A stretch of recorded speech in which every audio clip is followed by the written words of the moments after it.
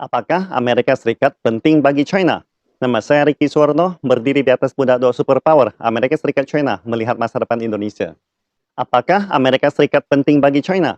Bila tiba-tiba ditanya pertanyaan seperti itu, akan membuat banyak netizen China terbingung sejenak. Tetapi jawaban akhir dari sebagian besar netizen adalah ya. Amerika Serikat sangat penting bagi China. Meskipun ada sebagian netizen juga mengatakan Amerika Serikat sering berteriak untuk decoupling ekonomi dengan China. Biarkan mereka melakukannya. Meskipun ada juga sebagian mengatakan nggak usah peduli dengan Amerika Serikat. Pokoknya China terus menatap target pembangunan bangsa pasti akan menyalip Amerika Serikat segera. Terus terang, itu semua hanyalah omong kosong. Karena pada akhirnya China masih tidak bisa melepaskan diri dari Amerika Serikat. Paling tidak saat ini.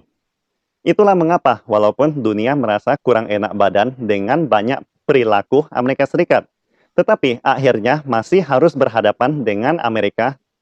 Mengapa Amerika Serikat penting bagi China? Karena dia memiliki kemampuan untuk memblokir dan menciptakan banyak hambatan bagi pembangunan negara-negara di dunia, termasuk China. Amerika Serikat hari ini masih dapat mencegah kemajuan teknologi China, seperti teknologi chip, mesin pesawat atau pesawat besar komersial, dan lain-lain. Dan bahkan reunifikasi Taiwan.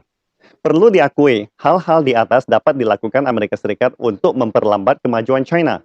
Akan tetapi, dapatkah mereka menghalangi jalan China? Saya percaya jawaban kebanyakan netizen di dunia adalah no. Secara teknis, bila Amerika Serikat memblokir China 5 tahun atau 10 tahun kemudian, China pada akhirnya akan memiliki segalanya sendiri. Dari sudut pandang militer, diplomatik, dan politik, Amerika Serikat dapat mempersulit China untuk mewujudkan reunifikasi Taiwan. Tetapi pada akhirnya Amerika Serikat tidak dapat menghentikannya. Justru karena inilah para pemimpin China memiliki keyakinan kuat untuk mengatakan bahwa jika pasukan separatis kemerdekaan Taiwan berani memprovokasi, memaksa, atau bahkan menerobos garis merah, maka China tidak akan segan-segan mengambil tindakan tegas. Karena dalam setiap kasus tertentu, Amerika Serikat tidak dapat menghentikan China untuk berkembang dan bergerak maju. Tetapi bila semua hal-hal ini digabungkan bersama, Amerika Serikat dapat mengganggu proses peremajaan besar bangsa China. Apakah ini sebabnya China baru bernegosiasi dengan Amerika Serikat berulang kali? Apakah ini sebabnya China berpikir Amerika Serikat itu penting? Tentu saja, Amerika Serikat juga harus membayar harga yang sangat mahal untuk melakukan ini. Harga termahal baginya adalah Amerika Serikat akan jatuh dan runtuh dari tata hegemoni dunia, menjadi negara sekunder yang tidak pernah dapat bangkit lagi. Justru karena inilah Amerika Serikat sering menelpon dan datang mengunjungi China lagi dan ingin berunding dengan pemimpin China. Sebenarnya, berbicara tentang apakah Amerika Serikat penting bagi China, fakta telah menunjukkan telah ada banyak perubahan dalam beberapa dekade terakhir, dan itu adalah perubahan mendasar. Coba bayangkan, saat sebelum reformasi dan keterbukaan China, pada waktu itu Amerika Serikat sangatlah penting bagi China.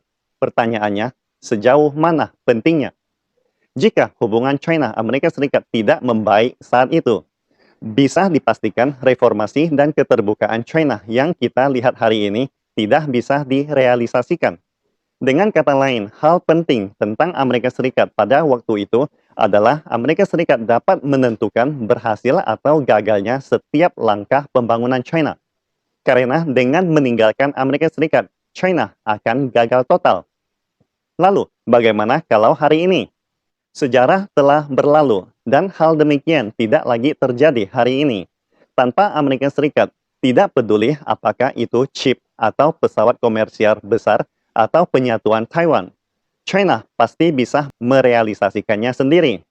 Pentingnya Amerika Serikat saat ini telah berubah dari apa yang dapat dilakukannya terhadap Anda menjadi apa yang dapat menghancurkan Anda.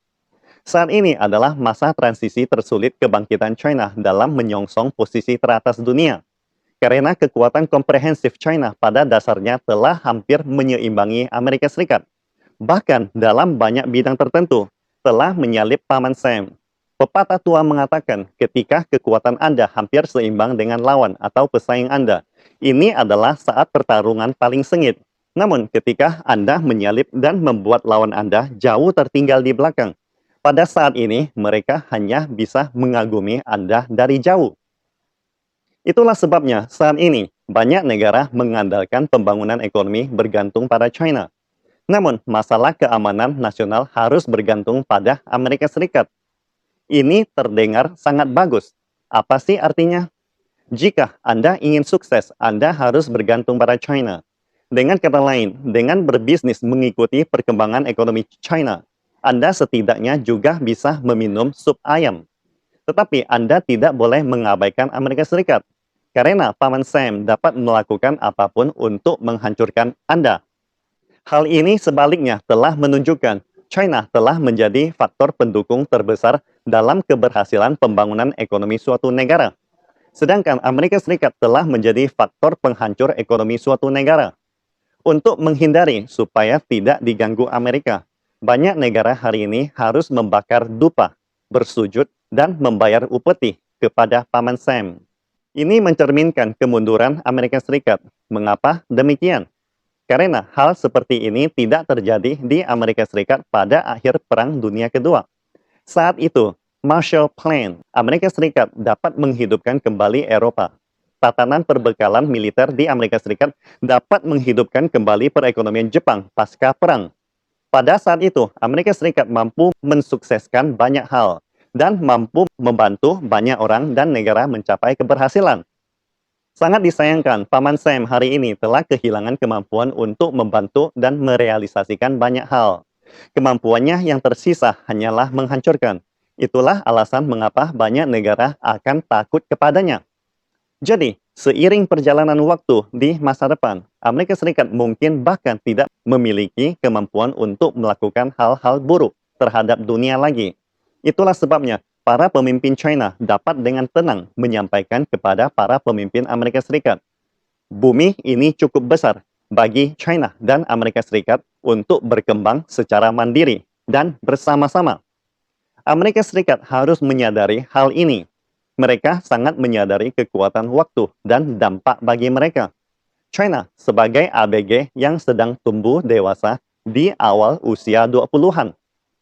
Peluang dan ruang pengembangannya masih sangat besar. Namun, di sisi lain, bagi pria paruh baya yang berusia di atas 50-an seperti Paman Sam saat ini, waktu adalah hal yang paling mengerikan baginya. Itulah sebabnya setelah perang dagang, perang teknologi, dan sebagainya, membuat Amerika Serikat begitu bingung dan selalu berusaha berunding dengan China berulang kali. Tetapi tujuan pembicaraan mereka bukanlah untuk hidup berdampingan dengan China, melainkan untuk memblokir perkembangan China dengan berbagai jurus dan cara. Fakta juga telah menunjukkan semua negara di dunia telah tahu bahwa sikap seperti itu tidak akan membawa hasil apapun. Sebenarnya, ada kenyataan yang sangat menyakitkan bagi para pembuat kebijakan Amerika Serikat. Tetapi ini juga masalah yang harus dihadapi, yaitu masalah dan pertanyaan bagaimana mendarat dengan mulus sebagai negara superpower yang sedang dalam proses kemunduran. Bukankah Inggris juga pernah mengalami proses seperti itu sebelumnya? Dari sebelum Perang Dunia Pertama hingga akhir Perang Dunia Kedua, Inggris akhirnya mengakui tren perkembangan sejarah dan berhasil mendarat dengan mulus. Bagaimana halnya dengan Amerika Serikat hari ini? Apa yang akan dilakukan Amerika selanjutnya? Ini adalah salah satu teka-teki terbesar di dunia saat ini dan alasan utama mengapa Amerika Serikat penting bagi China. Pastikan Anda subscribe dan follow akun ini supaya senantiasa mendapatkan info terbaru tentang teknologi terkini AI berkaitan. Salam Indonesia Maju!